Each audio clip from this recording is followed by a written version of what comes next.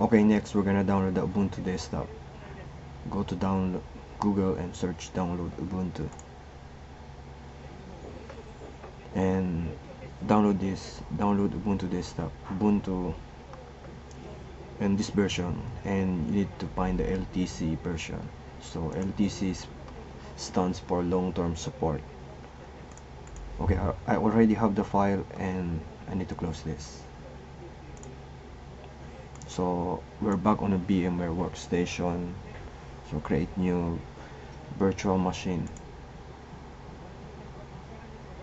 Okay, on this one you're gonna pick browse, and where is the file? Find the file, desktop. Okay, it's done. Click next. Name Linux Ubuntu Ubuntu 3.0. Name shell, password. Next. Okay, click next. Okay, we need the maximum disk space to 20 gigabytes, and we need to store it on one single file. Next. Finish.